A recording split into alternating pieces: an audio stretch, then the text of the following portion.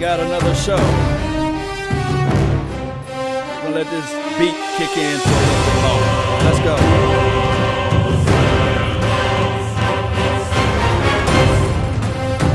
All right. That's enough. That's enough. That's enough. I really appreciate each and every last one of you all. Thank you all for tuning in. This is another episode. We're going to talk a little bit about the Dallas Cowboys final roster and, of course, heading into week one. But we have a special guest who's really not a guest at all, man. He's part of the Cowboys Experience. Go ahead and let them know who you are. What's up, Law? This is DDP. It has been a minute since we've run it back. So happy to be back on here with you and happy to be talking Cowboys because the preseason is done and we are turning attention here very soon. I know we're not doing it right this minute, but very soon turning our attentions to week one and the Giants. Yes, indeed. Week one and the Giants. Man, it's crazy in a sense because now you got Saquon Barkley. He's supposed to be the best running back in the league. That's what he's saying. And you have the Daniel Jones versus Eli Manning. But, you know, who knows who's going to be their guy. Before we go, let me know whether or not you're live on your channel so that we make sure that we can reach out to everybody. And let me check Prospect here and see. Check the Prospect channel, see if that's popping. Doesn't look like it's showing up there yet on Prospect, but I do see it's live on the Cowboys Experience Facebook page. Right. So if can you reach out to anybody that's there live and let them know that, hey, enjoy the ride because we finna get this thing rocking and rolling. We just got to do a few cleanup work right now. So if possible, let them know that Sure. Yeah. Give them a shout out or something, you know. Yeah. I'll post on the channel on the community thing and let them know where to find us. Let's see here. David, what's up? I see you there on the Cowboys Experience page. All right. So that's a good deal there. I think you should be live now. A little delayed, but hey, it's all's good over here. All right. So we're going to talk a little bit about these final roster. And one thing that I can say for sure is that all we got to do is still take this thing one day at a time, one movement at a time. But who do you have really as your star players that you really want to make this team? In terms of the guys that I really want to see make the team, I mean, I want to see what we have with Donovan Wilson for sure. I know he tweaked his ankle, but it sounds like we were able to avoid disaster there. So that's a huge relief. I don't know. I mean, he's probably going to be one of those guys that you see more with the special teams. I don't think in this year he's going to look to supplant, obviously, Jeff Heath, but I'm very excited to see what he can get. He had 3 straight games in the preseason with an interception. The secondary as a whole looks pretty stacked. I think they had 7 or 8 interceptions in the preseason compared to last year, regular season, had 9 as a team. So I'm very, very happy to be seeing that growth and development within the secondary under Chris Richard. Let's see a specific guy there though. Can I give you one that he's going to be on the roster, obviously, but a guy that I've been just a little disappointed in so far that we haven't seen more. Wow. Yeah. Give it to me. Tristan Hill. I thought at this point we would see him kind of pressing heavily within that rotation, and it just feels like he hasn't quite put it together yet. Obviously, he's a rookie, so he's got plenty of time, but he's kind of been the quiet man, it seems like, along that defensive line. Yeah, I saw that, especially this last game. I thought for sure this would be a game that he will show up and shine and blossom because especially he's going against people that's going to be working for Walmart, delivering UPS stuff and things like that. But he didn't show us anything. We saw more out of Daniel Wise and Joe Jackson and those guys. So all I can say is that when I look at him initially, he still have the burst. He just don't have the power. So hopefully, and I mean just that maybe week 6, week 7, that he can turn a corner around and get some leverage and make something happen out there. Yeah, man, that would be great. I mean, obviously, you get him in the second round. He's got a lot of ability, but you gotta give some time for it to come together. Not everyone hits the ground running to start as a rookie. Obviously, Pollard, he's going to get a little bit of trial by fire. It looks like in the wake of the Zeke holdout and everything. But you know what? So far, he looks like he can do the job just fine. I know he's not a pure every down back, but he's got a lot of ability that I think within supposedly a more dynamic offense under Kellen Moore, we'll be able to see him flex his muscles quite a bit. Yeah, yeah. So I mean, we look at everything, and you start talking about Pollard, right, on the offensive side Yep. of the ball, number 3-6. Everybody thinking that, hey, he's going to be a serviceable guy for us. Now we're not looking for somebody to, I guess, flat out replace Ezekiel Elliott, but what we're looking for is somebody to just show up and be able to move the sticks when it's necessary. Because there's only one Ezekiel Elliott. Let's just True. put that out there before anybody say, "Hey, we don't need Ezekiel Elliott." But week one, we will see. We Yeah. shall see. Yeah. Well, you mentioned earlier Saquon supposedly being the best running back in the league. Be a I know serviceable he's guy the for best us. one that's Now we're actually not looking reported for thus far, somebody and to, obviously Zeke's I got guess, his flat stuff out that he's got to replace get Ezekiel. sorted out. But hopefully Pollard, and he looks to be like he's up for the job. But hopefully he can kind of at least keep that playing field a little bit more level in week one. And I think that they're going to hang on, it looks like, to Alfred Morris as well. I think his veteran leadership as a runner is going to come in handy as well. And then, of course, you got Olawale, who I think we might see a little more from this year as opposed to last year as well. Yeah. So the thing is with old Wale, I think that this is my only thing with Scott Linehan. He was Mm-hmm. the type of coach that said, "Hey, I know what's needed to be done." He wasn't the type of coach where you can go to him and say, "Hey, can you work this out? I think that we'll run a play better this way." Nah, coach was like, "No, you run the play that I said." So Yeah. hopefully with Kellen Moore, he can identify with the players. He can understand like this is what's going on, and then he can say to himself, "I'm gonna give the ball, the rock to the fullback in these type of situations." That's all we can lean on right now. Yeah, pretty much. I mean, I think with Kellen Moore, you're going to see some fresh looks, and I think you're going to see a little bit more of a give and take between the play call and what the players are seeing. That was something that we heard with Linehan last year was he didn't always take the feedback and adjustments as well. And I think that led us to being very cookie cutter at times where he wanted to simplify things, even if it wasn't what the best show was out there on the field, even if there was a counter, whether you look at the Amari Cooper situation where he points out what ultimately becomes the go route against the Eagles, the deep ball there from Dak. It took a little bit of prodding, but once they decided to roll with it, instant 75-yard touchdown. So sometimes you just got to be willing to adapt to what the defense does and not just what you rolled out there initially. And I think we'll get a little bit of that with Kellen Moore, a little bit more give and take. Yes, indeed. Got a question from the chat box. Swaggy D says, "Is it dumb to extend Jalen Smith and not Ezekiel Elliott?" Can you give me the rundown on that particular contract? Yeah, that is not at all dumb because it's a very team-friendly contract. Jalen Smith's cap hit this year, I think, is approximately $2.4 million. He's not costing hardly anything this year, and his average will be $12.8 million a season. Now, he is a great young linebacker. Obviously, he has one great year of work under his belt because the previous year, he was still a little bit wishy-washy. You saw flashes, but you also saw how defenses were still attacking him as he was still recovering and developing his strength and kind of that feeling in that drop foot a little bit. And now you don't see that at all. Now you Right. see him Pro Bowl linebacker, and he's a guy that now you have him signed until he's age 30, his age 30 season. So you have a lot of value there with that. You pair him for the next several years with Van Der Esch, which now that's locked down from Jalen's side. That is a quality signing. Plus, as I mentioned, his cap hit this year only being $2.4 million. Yeah. There's a ton of money still out there for Zeke and them. It doesn't affect their deals at all. It's just a matter of, hey, you got players X, Y, Z, and another guy out there that you got to sign. Well, if you can sign one of them and it doesn't stop you from signing the other guys, you Right. do it. It doesn't. It's not like you have an exact order of operations. When you get a deal like Jalen's that works out, it can go anywhere. So why wouldn't you just knock it out of the way now and get a little bit of positive energy behind you instead of going into the season where it's like, man, we were trying to knock out 3 contracts this preseason and we got none of them. Yeah. It just So the vibe. you're hitting it right on the head. In a perfect world, the Jalen Smith contract would have been Ezekiel Elliott's contract. Because if you look at the numbers and everything, you can say, well, and then on top of that, I'm with the belief if Ezekiel Elliott would have just hushed and said, okay, I'm going to play this year, I'm ball out and prove to the world that I'm worth every penny. And then he could have set out his last year, and then he could have fought the fact that if they were going to try to franchise him from there.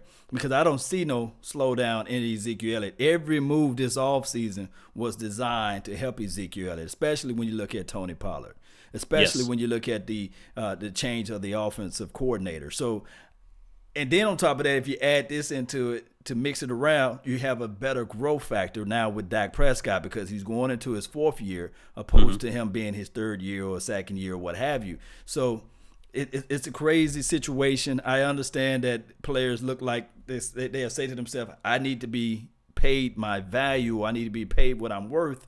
But this is a team. And they got to understand that portion of it as well. Oh yeah, definitely.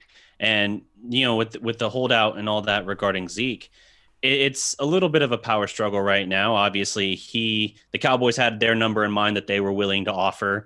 Wasn't quite the Todd Gurley contract. It sounds like the latest we're hearing is that it's not quite there. It's very similar, but not quite the same. And it sounds like, based on what was said by Steven and Jerry in the last couple of days, particularly I think today, because there was between the two of them 3 radio appearances today for 105.3 The Fan.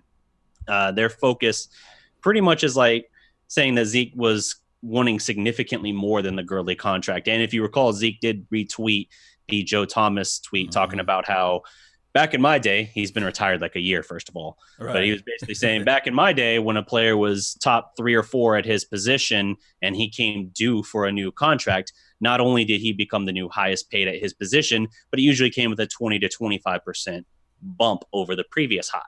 My problem with that is a couple things. Hit the holes in that conversational piece. I love to hear this.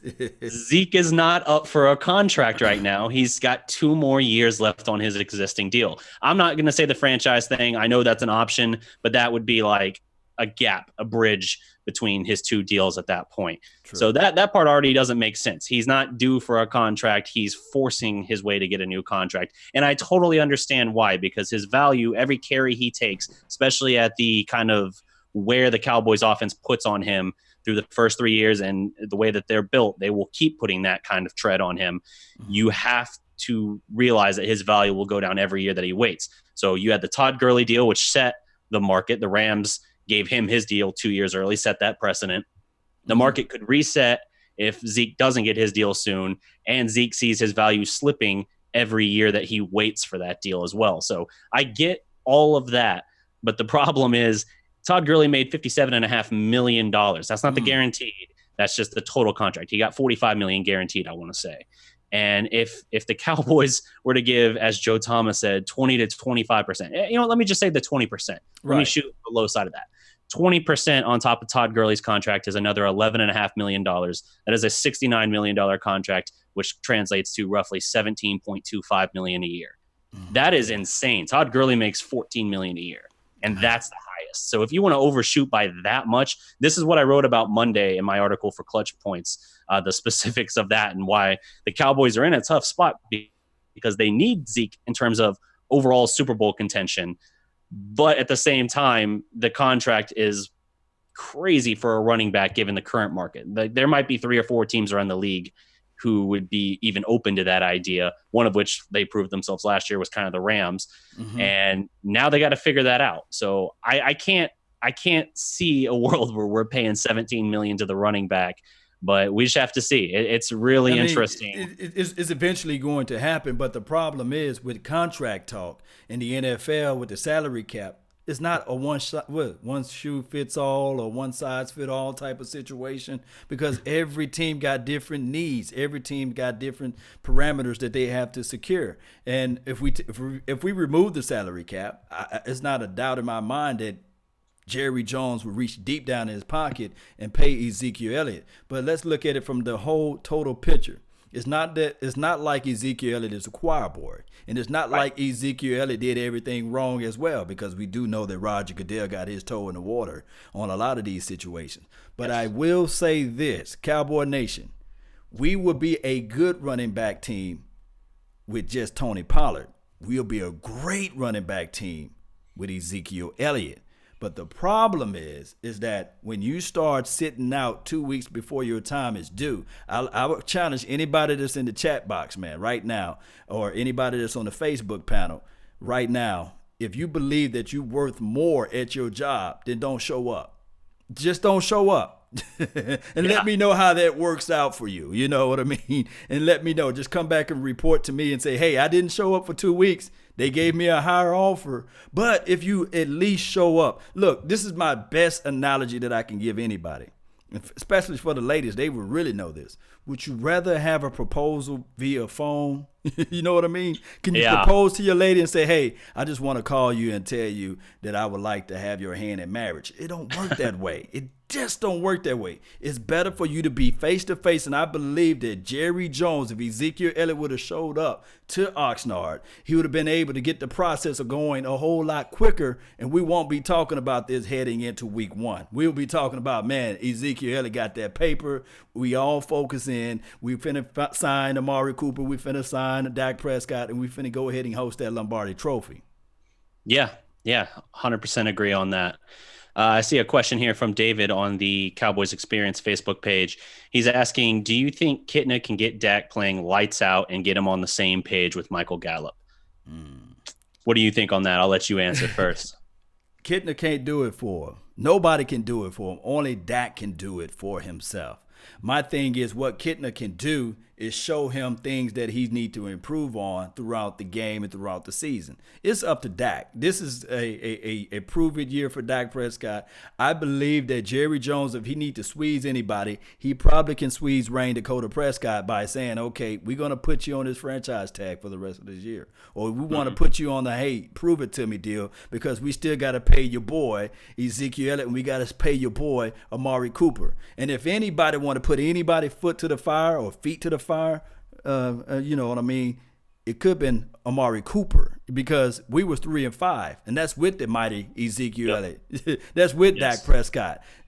Look, Amari Cooper could have said, you know what? You guys was 3-5.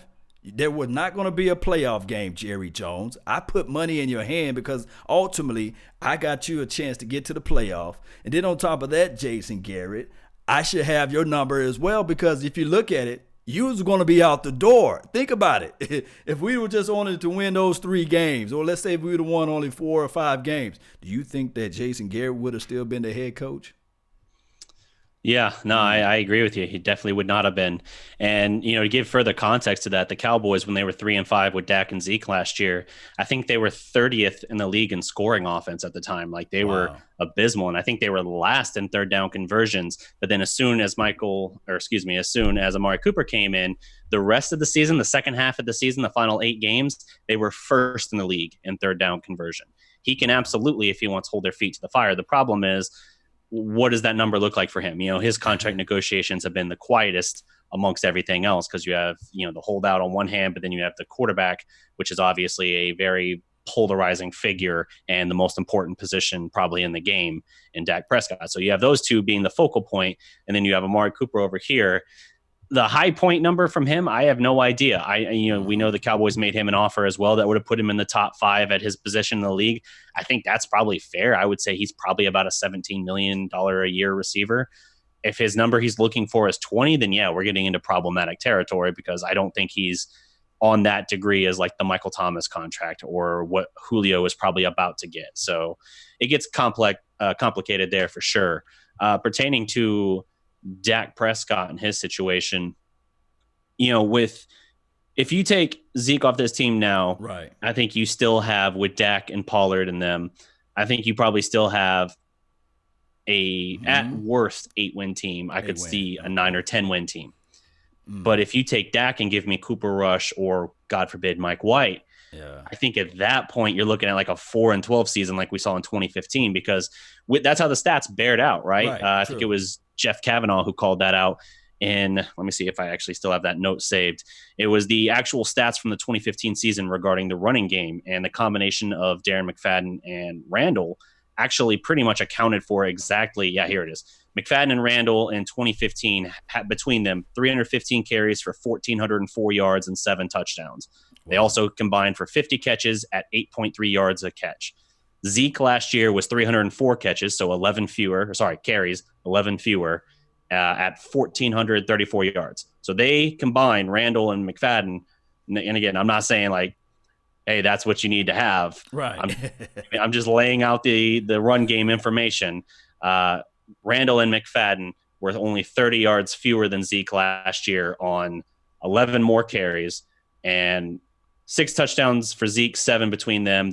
Zeke also had 77 catches, but at 7.4 a pop. So I think the biggest issue we saw in 2015, just to give some context on that, was the quarterback play. And obviously Dez being out too. Dez was out with his foot injury for most of that year, but you had Romo with the 2 broken collarbones. You had, what was the carousel? We had Brandon Whedon, Matt Castle, and Kellen Moore. Kellen Moore, the left-handed wonder. Yeah.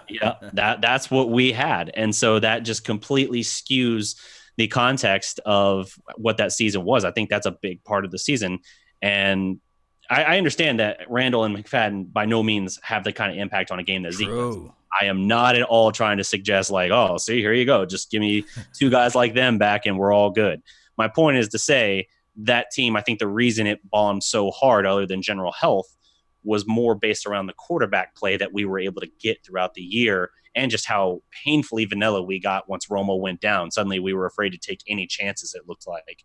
And you compare that to now, if you had to go with Cooper Rush instead of Dak, I think a running back is valuable to especially this team, but a quarterback has a lot of value too. And I think people need to remember that when, some people say Dak's not even worth 30 minimum. I think he's going to get 32 if he gets a deal. I think he gets at minimum a slight nudge over the Carson Wentz deal. I agree. He's not deserving, in my opinion, of the $35 million, which would best the Russell Wilson contract to make him the highest paid quarterback. And I certainly agree the $40 million number that was thrown out there. I think that's like the shooting for the world number that they don't even expect to get, kind of like Zeke had his number that his team threw out there for what he was wanting. And it was so leaps and bounds ahead of the Todd Gurley contract that the Cowboys are kind of like, no, let's actually talk though. Like joking out of the way, let's actually have this conversation now. So just something to keep in mind. Yes, indeed. Just to counter that, and just to be, and I'm speaking objectively, Cowboy Nation, just to counter that wonderful soliloquy that you just gave out to everybody in the nation, I think Ezekiel Elliott still give you +3 games. So if he had played on his 2015 team, they would have went probably 7-9 opposed to 4 and whatever they went. And my thing is with that too as well with Ezekiel Elliott, you got to add this into the fact. If you look back at that 2015 team, how many games did we lost by more than 7 points? You see, and there was a lot that year. It was a lot. I thought we was pretty much in every game. I think that we got blown out. I guess against the Patriots and somebody else, but it was a close game against the Seahawks. I'm sorry, Seahawks fans. And it was a close game against the Green Bay Packers, Smackers, whatever, But I would say that this right here, Cowboy Nation. Ezekiel Elliott, he had 9 touchdowns last year, and one can argue the fact that, of course, 6 touchdown rushing is not a good number.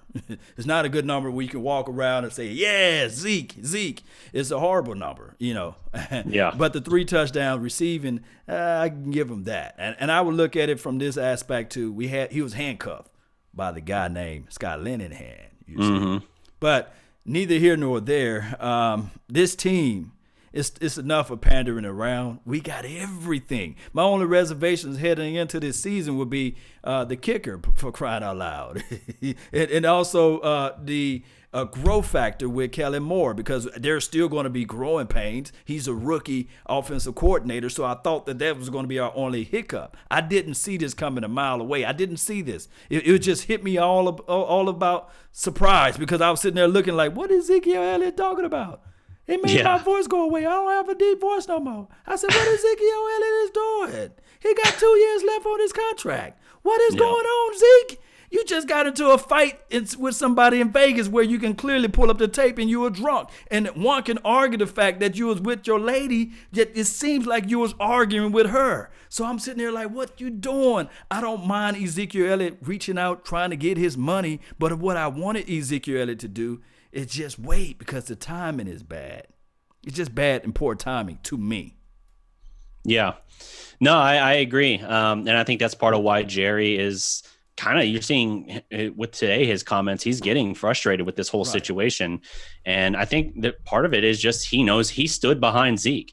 look back to 2017. He tried to take down the commissioner himself Right. to get satisfaction for his running back who was wronged over the course of a year-long investigation and then unfair arbitration and appeals and all of that. The NFL literally going against its own investigative team to issue and uphold the punishment. Yeah. So, yeah, Jerry went after the commissioner himself to have Zeke's back. And now all Jerry is saying he wants is he's like, I wish he was just here so we could talk to him directly, which interestingly, did you see that the Players Association is actually looking into the Cowboys very out there in the open practice of basically cutting out the agent and the middlemen in that case and trying to deal directly with the players? I think that's interesting because it was literally like that same day that Stephen Jones made some comment along those lines in an interview. And then by the end of the day, you hear that the Players Association is like launching an inquiry or something into the whole thing. And it's just like, dude, you said it in the headline itself. This has been known for years. The Cowboys do this. Like, it's not like it's not an investigation. And I get why the Players Association would probably take exception to something like that. But if the Cowboys get you here and they can talk with the player directly and kind of cut out the middleman in that case, I think they can get the deal done. And that's what Jerry wants. He wants Zeke here so he can be around his teammates, around the facility, and you kind of build then off of like the familiarity and the kind of camaraderie with the whole thing. Like, yeah, look at the team, see your teammates. You know, don't you want to be around here? Don't you want to get this sorted out and come back to work now? Let me speak freely on this. Go for it. This stuff been going on for years, even with Pop Warner, even with middle school and high school booster clubs. Even when you try to go to college, all of a sudden, miraculously, this guy shows up with a Hummer. You know, it's been going on for years. Now, my thing is the NFL Players Association. They are so lame. They are so lame because this is why they are. They work when they want to work. My thing is, where were they when Kia Roberts said that, hey, there should be, out of the information in the investigation that I witnessed here or pulled up, I see no fault in Ezekiel Elliott. There's not enough evidence. He should have 0 suspensions. Where were the NFL Players Association then? You know, so they missed me with that. If they really care about Ezekiel Elliott, they'll try to recoup some of those remunerations from the NFL for those 6 games that he was suspended on then. And then on top of that, if you add into the missing money, how many commercials you guys saw of Ezekiel Elliott? I'll wait. It cost him millions and millions of dollars and all kinds of potential sponsorships and all of that. I mean, look at how many commercials Dak is in. It would be much more. Wow. You'd see a lot more for Zeke were it not for that being appended to him. Now, I understand even if the NFL hadn't brought down punishment, the fact that his name got dragged like that probably would have hurt him in that regard anyway. Right. But yeah, that's one of those things too. When people kind of look at the Jalen Smith situation, you know, he's got his whole business. He does the Clear Eye View. That he knows in his case, taking the team friendly deal works out for him because his brand is forever tied with the Cowboys now, and now they're going to be, you know, selling and marketing his brand as well. I think they posted a video today, literally spotlighting his Clear Eye View glasses brand. So that's how it works. I mean, the Joneses will absolutely take care of you, even outside of just your actual on the field role. But I think that might be in part why Zeke is looking at it, and he's like, hey, you know, I lost out on all these potential sponsorships and things like that. So for me, I need to get mine now because I'm a running back. They say I don't, even if I am a transcendent running back who can buck the trend, by which I mean run well into your 30s, which is pretty much right now a list of what, Adrian Peterson and Frank Gore in terms of current guys. If you're a running back, by the time you hit 30, it's the death knell pretty much as far as your career, and especially in terms of big money. So if that's what you're up against and you're looking at like, well, a quarterback and a wide receiver, they'll get paid into their 30s. Quarterbacks might get paid into their mid 30s, like at top dollar. I mean, look at guys like that. Tom Brady, right? Drew Brees. You got all these guys that are just going later and later into their career. Zeke's like, I need to give him off the count. Was it Josh McCown? McCown. He's still playing. Here's the thing is, though, and I understand Ezekiel Elliott's sentiments, but he could have still showed up. That's all I'm saying. When I was out there in Oxnard, I looked to my right, I looked to my left. There was a lot of people wearing those 2-1 jerseys, you see. Yep. And I'm sitting there looking. They love Ezekiel. They don't like Ezekiel Elliott at all. They love Ezekiel Elliott. And Ezekiel Elliott got tons of things. He's very marketable. Man, my goodness, he's very marketable. But you guys can tell me. I can look in the chat box and see right now that everybody knows that when Ezekiel Elliott got hit up with that Commissioner Roger Goodell, I mean, he started growing his hair. And I'm not trying to look at it in an appearance aspect for it, but he started looking like Wolfman out there. I know I got a beard or what have you, and you do as well. But you know, Ezekiel Elliott's beard came all raggedy, and then his hair was just all messed up. His lips was all black and everything. He don't have that image that he had when he was in his rookie year. And you can tell something was going on with him mentally as it relates to worrying about on the field, off the field, off the field, on the field, going to court, going not to court. Oh, you are eligible to play, you're not eligible to play. And then the following year, you know, they still dragging on this, they dragging on that. I mean, that stuff weighs on you. And you got, if you look at the opposing teams, our counterpart, Saquon Barkley, you would think that he can walk on water, you know. Right. It's just it's just night and day between the two. I think last year is the only season I can think of where there wasn't some immense storyline around Zeke going into the season, because obviously even after we drafted him, I think it was either like right at the start of the season or something like that. It might have still been training camp where we first heard about the allegations against him. Then, of course, it drags out for the whole year of year two, eventually affects the back end of that season. I think last year it might have just been like, hey, we finally don't have a story surrounding Zeke, and now we have a sense of normalcy. And now this year it's the contract negotiation. So he's always in the news. He's always the main talking point. But it's just a crazy thing where when he's on the field, he is one of the best running backs, certainly. I mean, I think if at worst you put him at worst at the third running back in the league, I think he's probably one or two for sure. Mm-hmm. But it's one of those things too where, there are the pins and needles that he has to walk on because of his other off the field issues that he's had, or as you referenced earlier, his issue at the music festival. He gets called into the NFL's offices basically to pretty much at the time. I mean, you were hearing people reporting, oh, it's going to be a 1 or 2 game suspension. Mm-hmm. Thankfully that didn't come to pass, but it's still one of those things where it's like, that's the kind of thin ice he's walking on. Whereas you can have the Kansas City Chief guy, Tyreek Hill, you can have that whole debacle with him. Nothing. Not even called in the office. Nothing. No year-long investigation. Maybe a month or so of very quietly in the background, not making much noise about it, investigation into his whole situation. It's just a different focus. And whether Zeke brings some of that on himself or it's just purely the star aspect of it, I don't know. But it's still the reality. The reality is the reality. And I think that also makes it, for me, a little bit harder to pay him big dollars, where it's like, okay, if we have another thing like this, whether it be during the season, after the season, whatever, and suddenly I'm paying you $15+ million a year, and on top of that, you're out 6 games or something for a suspension, like I can't fathom paying that and tying up that kind of cap money into a guy that's not going to be available, even if he's a transcendent talent. And that was why 2 years ago I had the controversial opinion, basically saying, like, I don't know if Zeke can't be signed at a, when I say reasonable, I'm still talking about paying him like pretty much in the range the Cowboys are looking now, like in the top 3 at his position. Or if I go over Gurley, it's by pennies on the dollar, like it's less than $1 million over the Gurley deal. Yeah. If I can get that, fine. But if you're going to make me go, especially 15, 20, whatever % over that, I think I might be out. And I got killed for that for 2 years. For 2 years. Talking about that. Yeah, 2 years. Man, but the problem is, like I said, there's no one size fit all, because the moment we pay Ezekiel Elliott, let's say, for example, we pay him $50 million, 4 year, $50 million, right? Guaranteed. We pay him that money and these sorts of things. And we say, okay, we're happy. We got Ezekiel Elliott. We're going to put all our chips on the table, and we're going to go ahead and try to win this Super Bowl. Yep. The next following week, the LA Chargers can trade, what's that guy named? Melvin Gordon to a team that is saying that there is only one running back away from winning the Super Bowl, and they can give him a 4 year, $60 million. You see what I'm saying?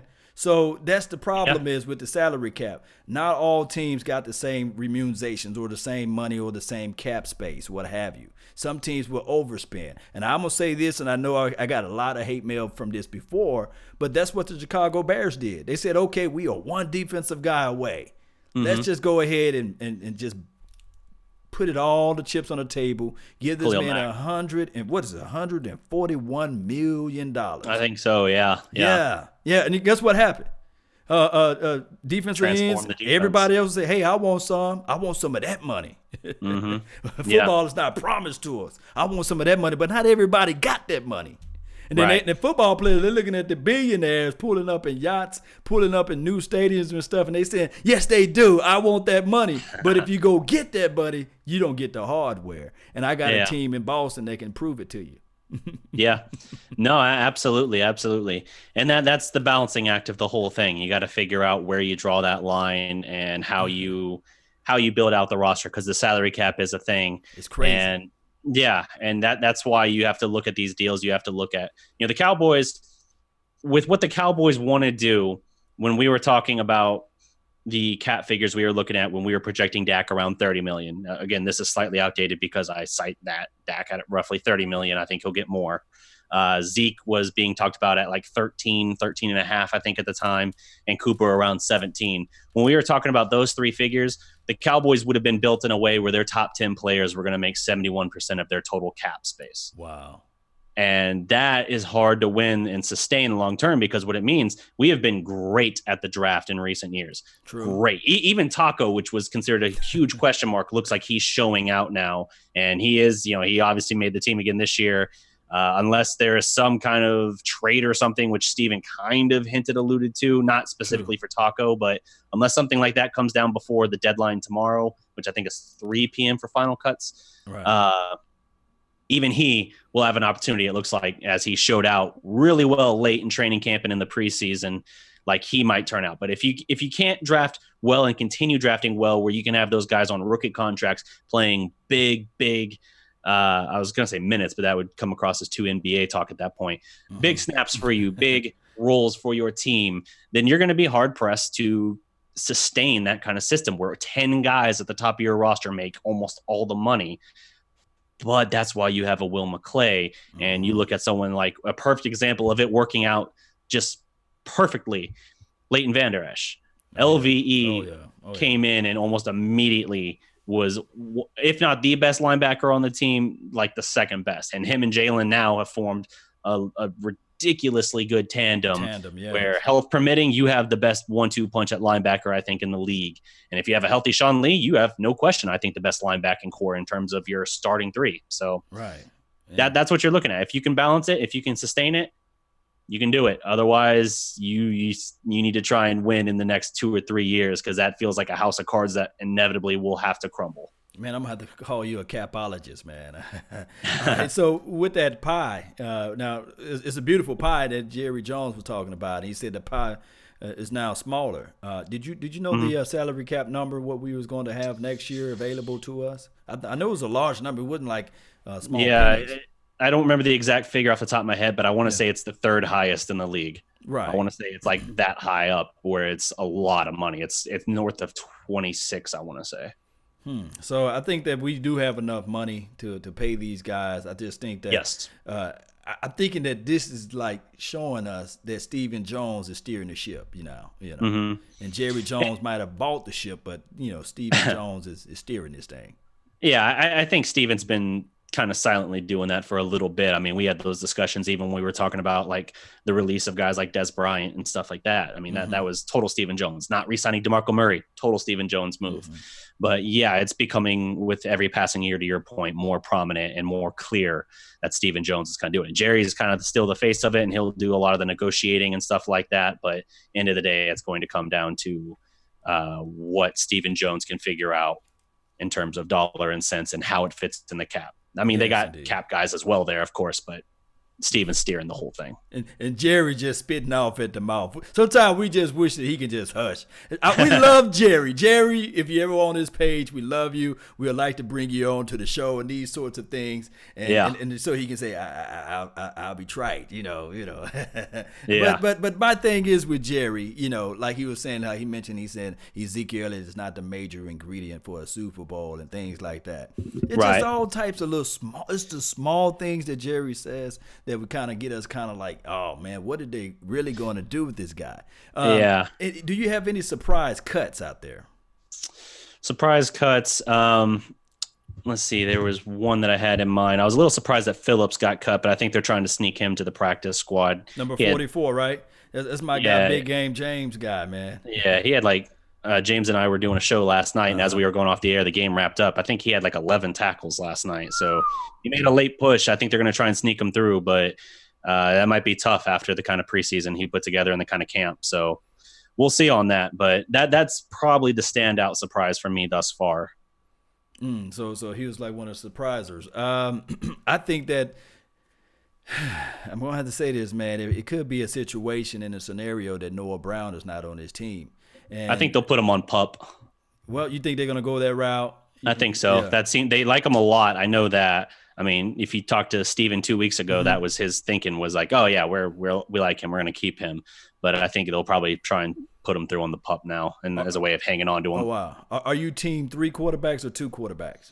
2. I if you can hang on to White as a practice squad, fine, but I'm not keeping him on this regular roster.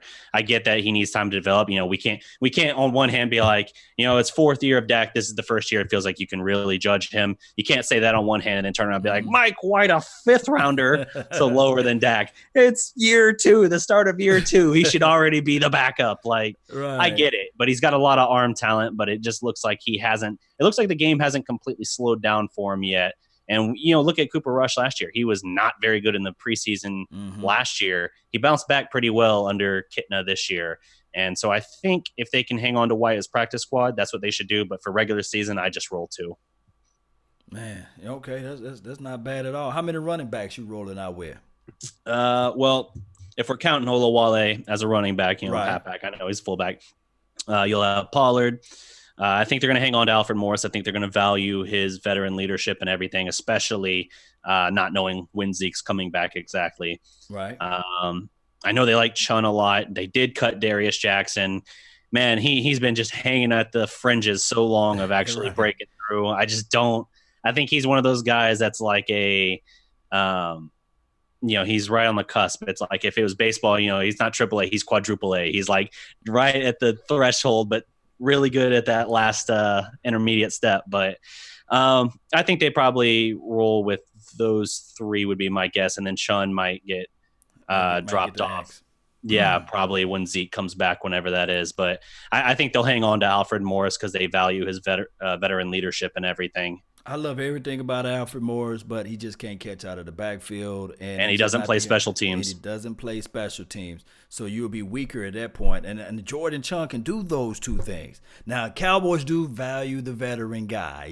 They do. But it's like, man, just give Chun a chance. But I understand. And then Weber, I hope that he can find a spot on his practice squad as well. If they decide not to go. Did they cut him as well, or did he make the first wave? Let me see. That first wave is always. I remember that back in high school. You go run to the board and see, yes, my name is not there. I don't see his name in the first wave mentioned here. The notes I took right before we jumped on here. I did see that they cut veteran safety George Aloka. That's not a surprise. Wow. I think he's 29 years old, and they signed him hoping he could push Jeff Heath for the job. When he couldn't do that, I think you're going to then look at a guy like Donovan Wilson or some of these other defensive backs like Alumba and all that. I think that's where you're going to look to invest. It saves you money, and it gives you more of a youth movement that makes more sense anyway. So that makes sense to me in that regard. This was Jameel Shower's last run. He's gone. You can't put him to the practice squad anymore. I guess there's X amount of times you can do that. So this was the final run for, he was a safety at this point, right? So Jameel Shower numbers. And It's crazy to think that just 3 years ago he was ahead of Dak. Right. And I was going to say this before you go into more details. Shout out to Alumba, but if Alumba make this team, he need to cut one of those checks to Jamil Shower because he was the guy that batted that ball down for that interception. Yeah. I just want to put that out there. I agree 100%. Let me hit with a pivot on this real quick. What are your thoughts on Rolando McClain being reinstated? Cowboys still own. I'm just throwing it out there because I see it, people asking in the chat. Cowboys do still own his rights, I believe. If we can get some trade value from that, that would be cool. A draftless situation with that. On his rights. But this is the thing. Hear me out, Cowboy Nation. Hear me out. Thank you for tuning in to the Law Nation Film Session. As we take a deeper look at what his number going to be. It's not 55 anymore, but it's Rolando McClain. My thing is with him, he's a physical guy. Mm-hmm. Hit. But I don't know if he's still going to have the speed. He's been on the sauce for a couple of years now, and he's been on the couch and things like that. So although he's been reinstated, which is cool, I don't think that he would still have that speed. But I'm telling you, when he hit you, you will feel it. If you think I'm lying, ask Jason Witten. Oh, yeah, 100%. That was the spleen issue, right? When he ruptured his spleen in the preseason. Yeah. Here's something of note, too, with all of that, though. He hasn't played in 3 years. He was a beast in 14. He was all right in 15. It was gone 16, 17, and now 18. I don't see him on this team. I don't see that. I know you mentioned trade value. I don't know what of that we would get. I don't think the Cowboys plan to do anything with his rights, but it is interesting that I saw the report that they do still have his rights. I know Stephen Jones was on today and someone asked him about that. I didn't hear his comments, so maybe I'm mistaken. Maybe he clarified that they don't, but it is interesting. But I think that ship has kind of sailed. It's been 3 years since he played. So as you said, what kind of shape is he in? And look at our linebacking core already. We're nice. We're not hurting, man. You're not going to sign. I don't know what his age is. You're not going to sign Rolando McClain at this point to be depth for you and just a roster spot if he's not also playing then special teams at the very least. Yeah, I mean, and then on top of that, unless Rolando is better than Taco off that edge. yeah. Unless you can move some stuff around, but no. I got two surprise guys that should make this team, and I'm just gonna throw this out there while we are at there. GG on the YouTube page says Dave Wave Weber. No, he made the final cut. Well, he didn't make the final cut, but he made it to the second wave, basically. GG. But what I was going to say is this right here. My surprise guys would be number 56, Joe Jackson. I like his skill set. I like the way he played all through training camp and then also on preseason. And also my other guy would be Daniel Wise. So we need to figure out a way if we can get those two boys on this team. Maybe, just maybe, we'll have some better depth than what we had last year by just having those two guys, man. I really like their skill set. Yeah, no, I agree. And I think there's a lot of potential there for sure. Let's see. I see someone clarifying practice squad is only their first 3 years in the league that they have eligibility for that. So good call out from that, Brett. Let's see. Trying to see some of the questions here from the chat. People chiming in on their. Cleveland Brown said he's good with Jalen, LVE, and Joe Thomas. Yeah, man. Joe Thomas, man, he had himself a game against the Texans, man. He nearly had a pick six on top of his blocked punt recovery for a touchdown. Yeah, I mean, the thing is with Joe, he's so fluid with his hips, you would think that he is safety out there. He covers ground really well. I think that Joe, it will be a guy, when we get into those three, I guess our base formation, he'll be a guy that we can really depend on, and we can run probably more base. But this is a pass-happy league, so we play so much nickel. Yeah. No, I agree. Let's see here. I see we got Daniel Mezzer in the chat. What's up, Daniel? Daniel, the man. We can't wait to see you out there week 1, Daniel. Let me know if you're going to be at the game or if you're going to come out to the event at Cowboys Experience at Lava Cantina. Yes, sir. I'll be out there with you guys again as well. So we're gonna run this thing back for year 2 with us involved. Well, Were you involved 2 years ago? No. This is going into my sophomore year with Cowboys Experience. I was drafted last year, man. It was It was a good year last year. We had a great time. Cowboys Experience, for those who out there who don't know, that's where you can get season ticket passes or ticket pricing passes for the football games at the Dallas Cowboys Stadium, as well as meet and greet sessions like meeting with Drew Pearson, the guy that caught the Hail Mary that belongs in the Hall of Fame. You know who Drew Pearson is, Cowboy Nation. The original 88. Sir. Yes. And then you guys get a chance also to meet 3 current players that's on the roster. Sometimes that's handpicked by you all too, that's in the fans in the chat box everywhere, because we reach out to you all and say, hey, who do you guys would like to see? And we'll try to reach out to the Cowboys organization to see if they can come out. But for the likelihood, we will have Michael Gallups of the world. We'll have Travis Frederick, Zach Martin, all those boys. We had Joe Looney last year. Had a great time. Joe Looney was great. Yes. Jeff Heath, Chidobe was there. When he was still here, we had Bryce Butler at one point.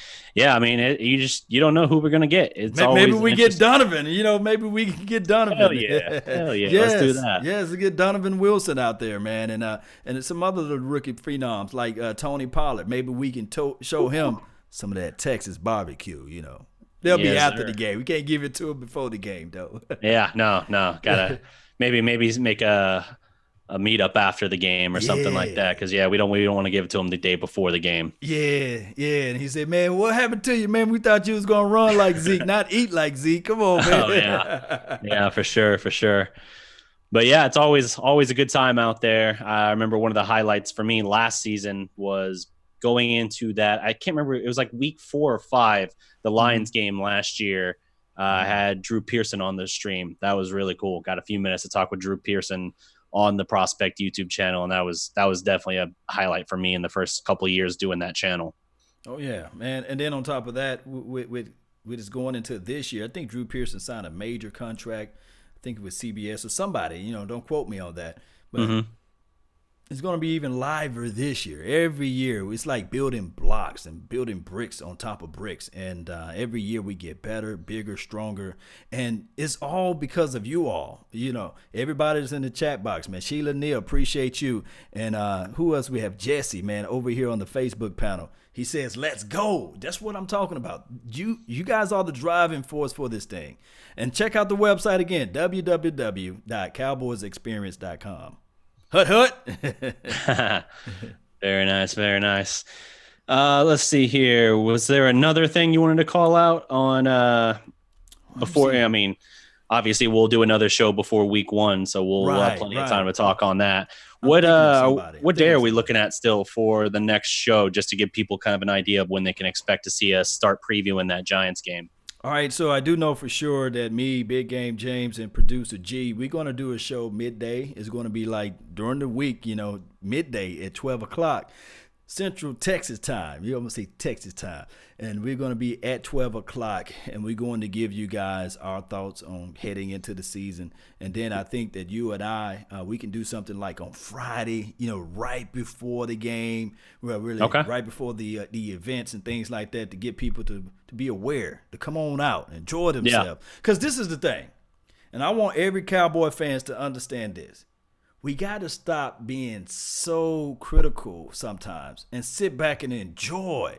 I know it's been since 1995. That's why I say, hey, we live like 95. But what I really want people to do is just sometimes sit back and enjoy the game. Be thankful that we got a quarterback that's staying upright. I'm going to knock on some wood. Be thankful that we got a wide receiver now that can catch balls anywhere. I'm talking about number 19. And then the growth factor of Michael Gallup. Mm-hmm. Man, this team is doing everything that's needed to be to win. So this team, we got a bright future, really bright future. Yeah, for sure. Today, I learned exactly the origin of your Live Like 95. I just thought you were rhyming to sound cool, but now my eyes are open and I see clearly. But at least I'm not saying I'm crying since 95, but I'm live since 95. There you go. Yes, that sounds better. Mm-hmm. But yeah, for sure. So yeah, we'll run this thing throughout the season. We'll jump on here at least once a week, if not twice. And it's going to be a good year, man. I mean, even with all the uncertainty surrounding contract extensions right now, whether we be talking about Zeke or Dak or even Amari, Zeke, he's got a couple years on his deal. Dak and Amari, they're free after this year. So the Cowboys have said they're willing to do prove it deals for these three guys. I mean, really, it's prove it for Dak and Amari.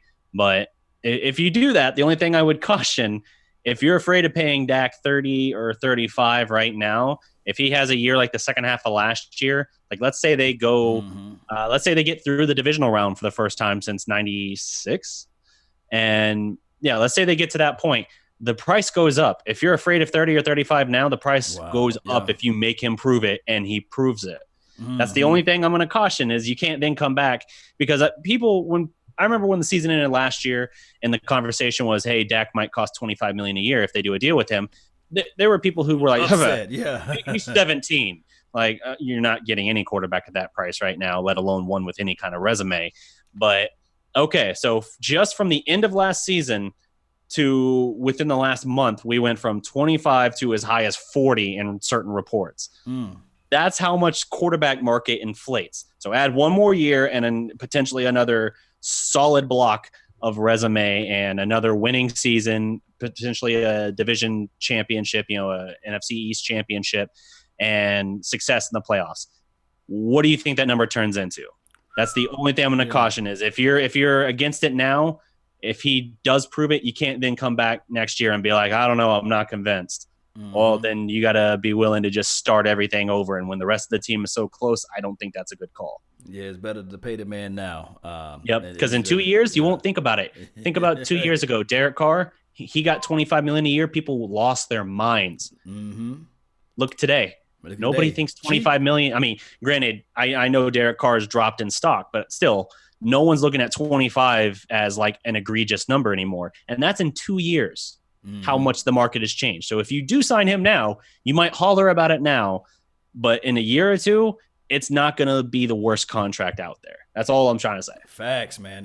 People don't like facts, though. They want the comfortable lies. But hey, before we run, I just want to be able to put you on the spot.